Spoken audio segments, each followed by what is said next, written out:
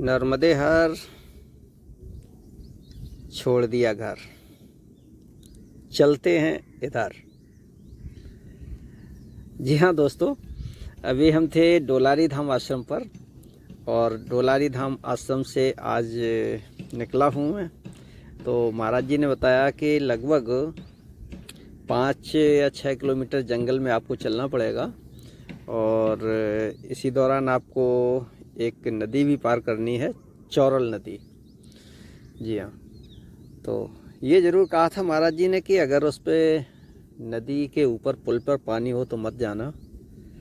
देखते हैं, शायद पानी कुछ कम हुआ होगा। 2 दिन से तो चल रहा था पुल के ऊपर से पानी, और नहीं तो फिर मुझे घूम के जाना पड़ेगा, काफ़ी लंबा रास्ता होगा। तो ये देखिए, एक आश्रम है, पांडवकालीन ये मंदिर बताया जाता है, भीलट देवता का। हाँ, जो भील आदिवासी जो है उनकी आस्था का प्रतीक है और पांडवकालीन बताया जाता है। देखिए, यहाँ भक्त आते रहते हैं काफ़ी, थोड़ा सा मैं भी देख लूँ। और रास्ता तो अच्छा है, लेकिन बरसात में वृक्ष तो हरे भरे हो जाते हैं, लताएं आ जाती हैं उन पर और बहुत ही सुरम्य वातावरण होता है, लेकिन रास्ते दुर्गम और भयावह हो जाते हैं। दुर्गम ऐसे कि बारिश होती है जगह जगह। ये देखिए, डोलारी धाम से निकल रहा हूँ मैं। ये यहाँ से 2 रास्ते हैं डोलारी धाम का, देखिए बोर्ड भी लगा हुआ है। तो मैं बता रहा था कि रास्ते तो अच्छे होते हैं लेकिन जगह जगह पानी, और कहीं कहीं पानी में घुस के भी जाना पड़ता है। और ये जंगल तेंदुओं के लिए जाना जाता है। तेंदुए बहुत हैं इस जंगल में, चीता जैसे बोलते हैं, चीता तेंदुआ बहुत हैं यहाँ इस जंगल में। जयंती माता का मंदिर भी यहीं इसी जंगल में ही है, आता है। और हर परिक्रमावासी बताता है काफ़ी लंबा जंगल चलना पड़ता है और तब जयंती माता के दर्शन होते हैं। क्योंकि यहाँ बांध बन गया है तो परिक्रमा थोड़ी सी घूम के जाती है, तो परिक्रमावासियों को घूम के जाना होता है। तो देखते हैं, महाराज जी ने बताया था कि यहाँ से निकलने के बाद जाएंगे चारुकेश्वर धाम। चारुकेश्वर धाम जो है, बताते हैं बहुत अच्छा स्थान है। तो देखते हैं, पहले जो महाराज जी ने बताया था कहीं नदी में अगर पानी हुआ तो फिर मुझे वहाँ से घूमना पड़ेगा। ये देखिए, जगह जगह पानी भरा रहता है, लेकिन जंगल आप देख सकते हैं कितना मस्त जंगल है। और ऐसे में अकेले में यात्रा करना थोड़ा कहीं कहीं तो डर लगता है। हाँ, ये तो नहीं कह सकते साहब मुझे डर ही नहीं लगता, लेकिन थोड़ा कभी कभी लगता है, लेकिन फिर चलता रहता हूँ कि चलिए जो होगा देखा जाएगा। जी हाँ, भगवान के भरोसे चलते रहो, ईश्वर सबकी नैया पार करता है। और जंगल काफ़ी बड़ा है, महाराज जी ने तो बताया था, हमें लगता है उससे काफ़ी दूर हम निकल आए हैं। लेकिन ऐसा भी हो सकता है कि बरसात की वजह से कहीं कहीं बहुत स्लो होना पड़ता है, तो लग रहा है कि बहुत दूर निकल आए हैं। और अकेले जब आप होते हैं तो छोटा सा रास्ता अगर अनजान हो तो वो भी बड़ा लंबा लगता है।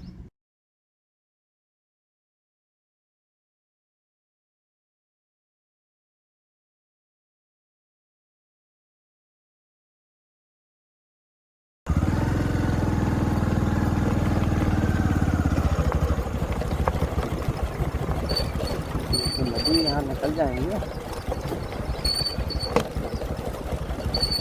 पूरी।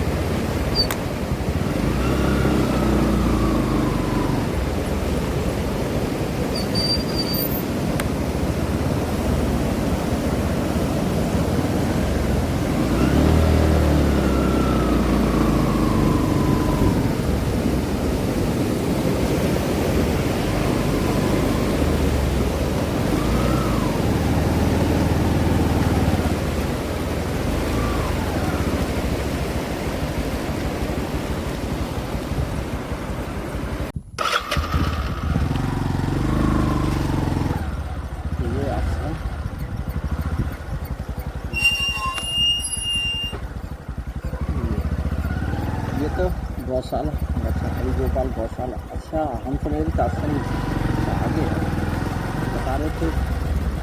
अरे वाह, काफ़ी सुंदर।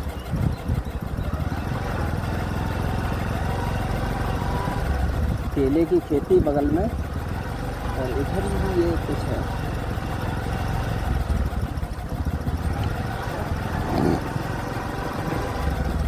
अरे देखिए अशोक के छायादार वृक्ष।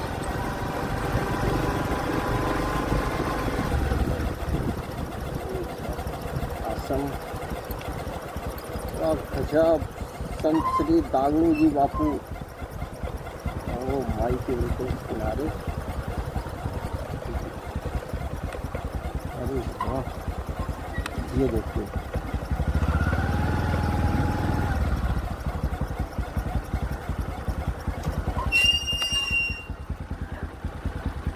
जी की सवारी। ये शायद कोई फेस्टिवल होना है, क्या है ये। संत श्री दागड़ू जी बापू धाम, संत श्री लक्ष्मण चैतन्य जी बापू। ये वाह सुंदर है। चलिए अंदर चलते हैं, देखते हैं संत भगवान से मुलाकात होती है, दर्शन होते हैं प्रभु के। आश्रम तो बहुत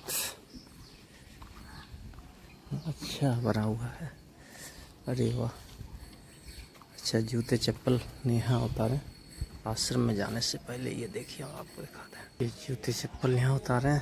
और श्री चारकेश्वर कार्यालय, ये अरे वाह, ये देखिए कितना सुंदर आश्रम। ये अरे ये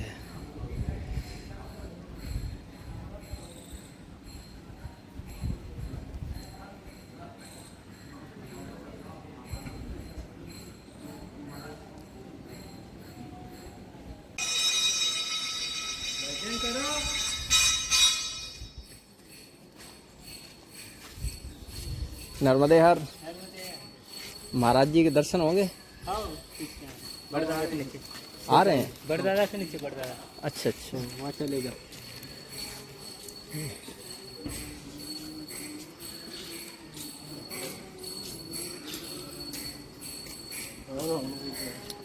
अरे वाह, अरे वाह, आश्रम तो बहुत सुंदर।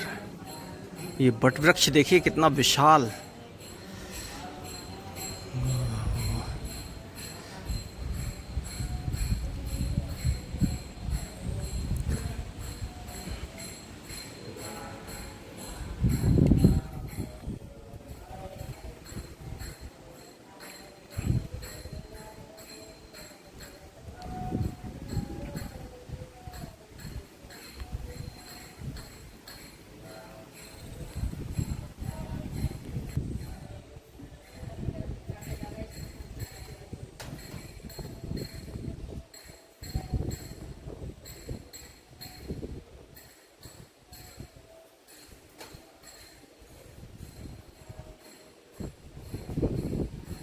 बहुत सुंदर आश्रम।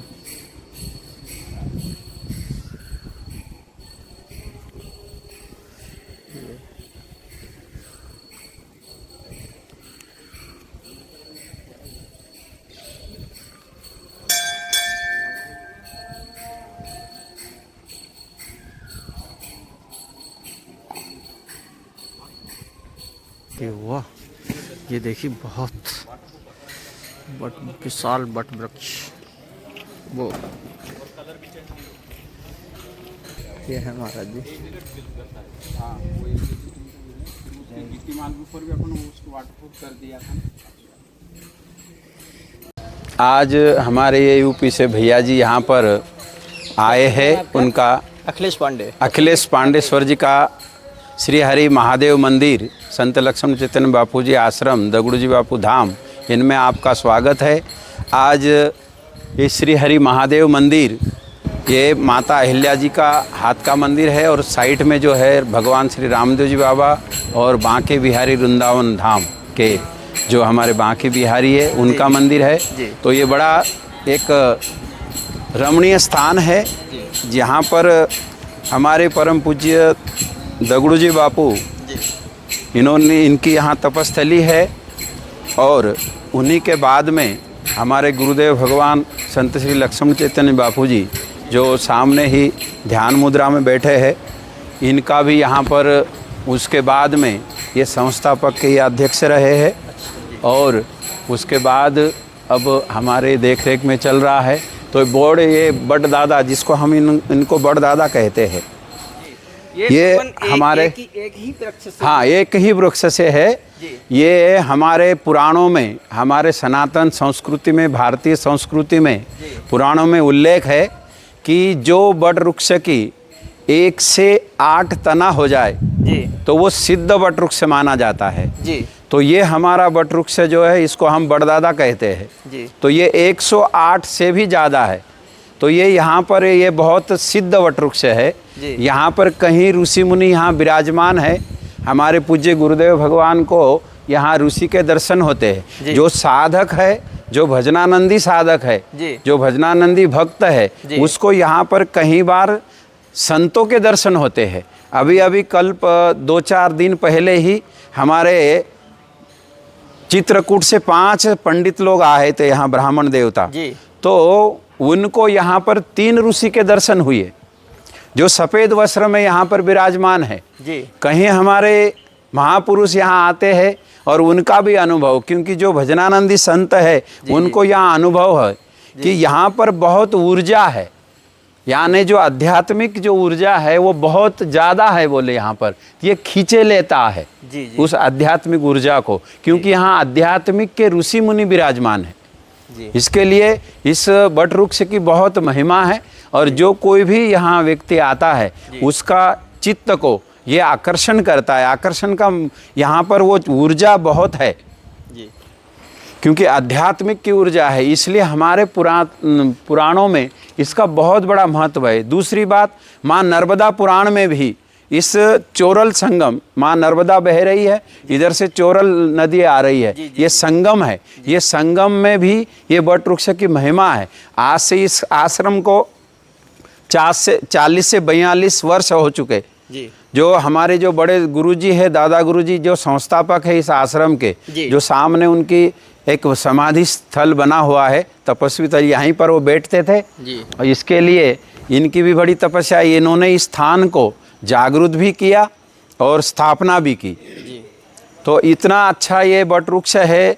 इसका नर्मदा माँ पुराण में उल्लेख है, ये चोरल संगम का, कि ये इस आश्रम का भी उल्लेख है। यहाँ ये मंदिर जो भोलेनाथ का मंदिर है, जिसको हम श्री हरि महादेव मंदिर भी कहते हैं, तो ये मंदिर की स्थापना माता अहिल्या देवी ने की है। स्थान तो वाकई बहुत सुंदर है। देखिए कितना प्यारा लग रहा है सफ़ेद वस्त्र में संत लोगों को। और देखिए माई भी, और ऊपर सफ़ेद बादल भी छाए हुए हैं। कितना गजब कॉम्बिनेशन है, देखिए ना। और उसमें भगवाधारी वस्त्र बिल्कुल अलग नज़र आ रहे हैं महाराज जी का। तो ये संत मथुरा से आए हुए हैं, भगवाधारी जो है। बहुत प्यारा स्थान है, बहुत ही अद्भुत।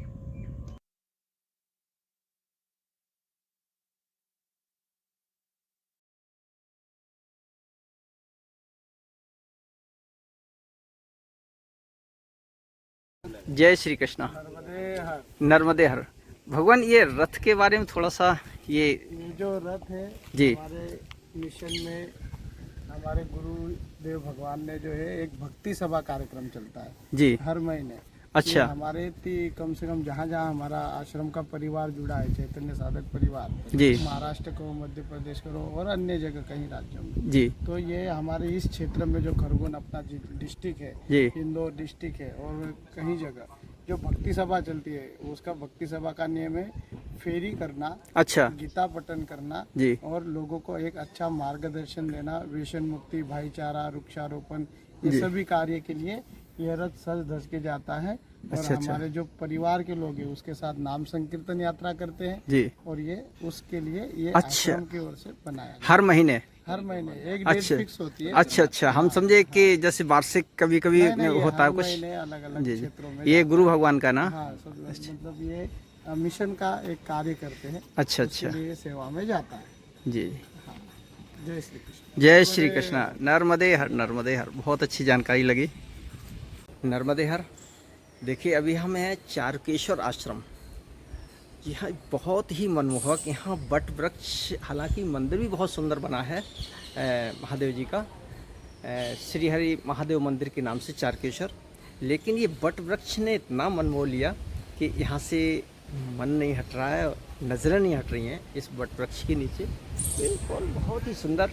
और यहीं देखिए पीछे माँ नर्मदा जी, और यहाँ चौरल नदी का संगम है, तो ये संगम स्थान भी है। इस तरीके से अगर कहा जाए तो ये बहुत ही सुंदर स्थान, बहुत ही रमणीय।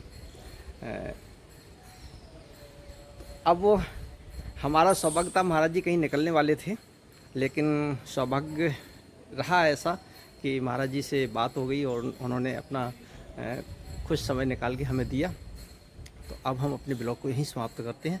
देखते रहिए यूट्यूब चैनल एहसास प्रकृति का, और थोड़ा सा आप लोग कमेंट करेंगे तो मुझे उत्साह मिलता है, और कोई वीडियो अच्छा लगता है तो उसे प्लीज़ शेयर भी कर दीजिए। और यही पूंजी हमें जो है आगे और काम करने की प्रेरणा देती है, और कोशिश रहती है कि हम अच्छे से अच्छे स्थान, अच्छे से अच्छे संतों से आपको मिला सकूं, दर्शन करा सकूं, और उनके कुछ मुखारविंद से कुछ दो शब्द सुन सकूं। देखते रहिए यूट्यूब चैनल एहसास प्रकृति का। नर्मदे हर।